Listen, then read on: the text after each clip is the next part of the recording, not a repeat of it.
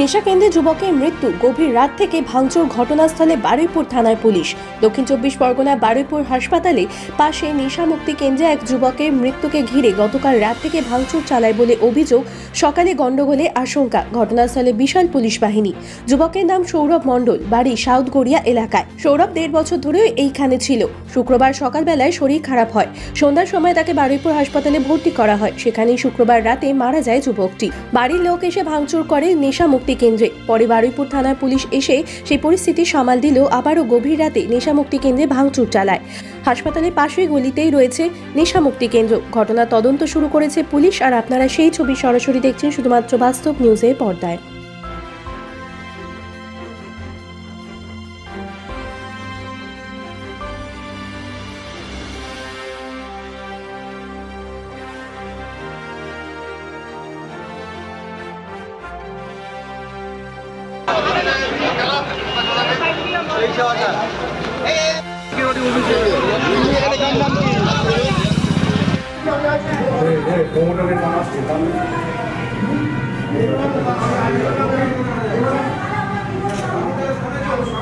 তুমি নাম ছবি বলতে পারো আমি এমনি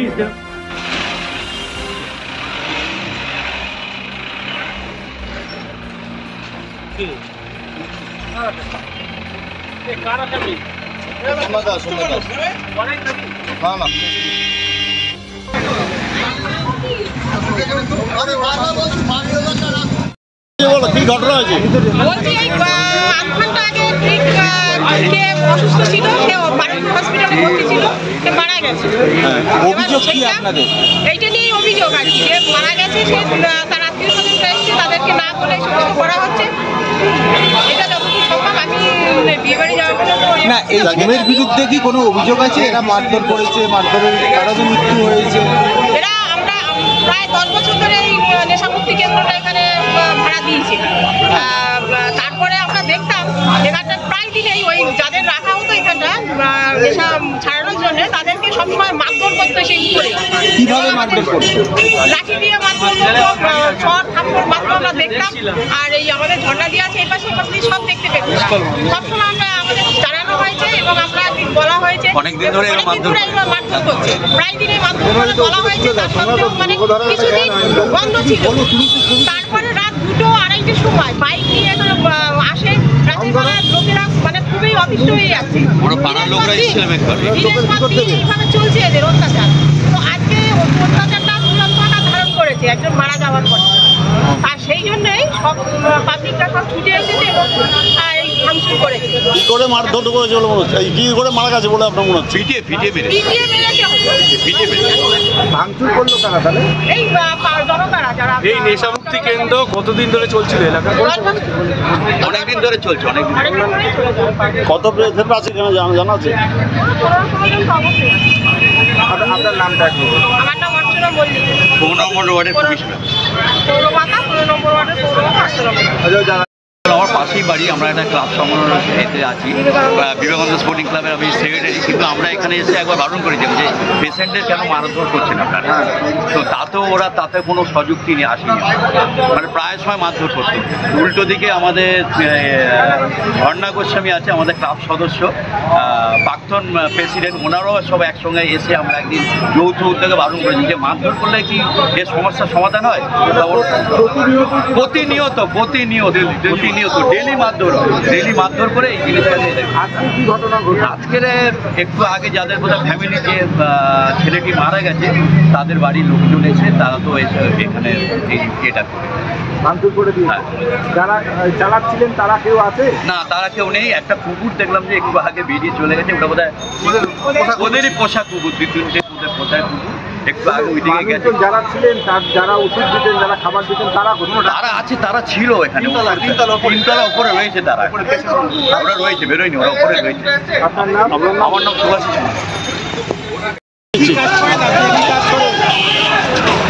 এখানে কি কাজ করি না?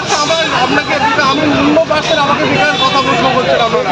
এখানকার লোকটা আপনাদের আমি কুকুরটা শুধু ধরে আনতে গেছিলাম। কুকুর তো ওই জন্য ধরে আছে, কুকুরটা তো পোষা হয়তো। দাদা পাঠিয়েছে কুকুরটাই তো দাঁড়িয়ে। মালিকের নাম কি? অভিষেক দাস বললাম। সে এখন কোথায়? আমি তো নিজে এক্ষুনি এলাম। ও অভিষেক দাস কে হয় আপনার? আমাদের কেউ হয় না, চেনা জানা পরিচিতি। ও আপনাকে ফোন করেছে?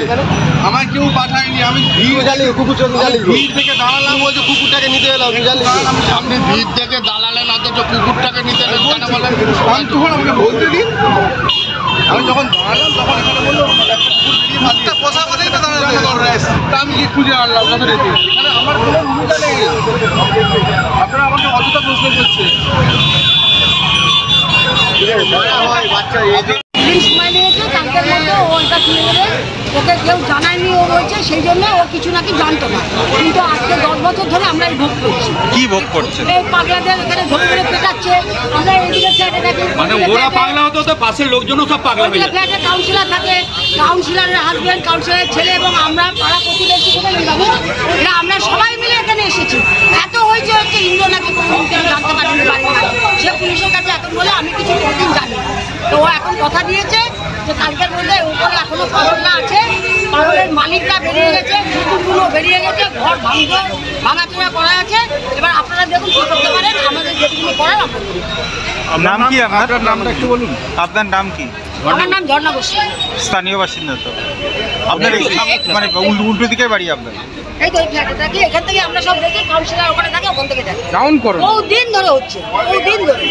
কিন্তু আজকে বাড়ির এটা একটা ভিড় হোক আমরা চাই। কাউন্সিলরকে জিজ্ঞেস করুন, কাউন্সিলর অনেকবার বলেছে, আজকে পরিষ্কার বলবো কোনোদিন কোনো কাউন্সিলর আমার জানানি কোনো পাড়া প্রতিবেশী। আজকে যেটা হলো, আজকে সন্ধ্যা থেকে কি ঘটেছিল একটু বলবেন? আজকে এখানে একজনকে ওরা ট্রিটমেন্ট করে বলে, ওরা যে মারধর করে পাগলদের মানে ট্রিটমেন্ট করে, আমরা যখন বলছি সেই ট্রিটমেন্টে একজন মারা গেছে। আমরা কেউ কিছু জানি না, ভেতরে তো তাদের বাড়ির লোকজন এসে যখন এখানে ভাঙচুর করছে তখন এখানে এত পাবলিক জড়ো হয়েছে।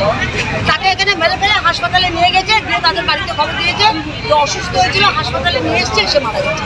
কিন্তু এখানেই তাকে মেরে ফেলেছে, দিয়ে ওরা পালিয়ে গেছে।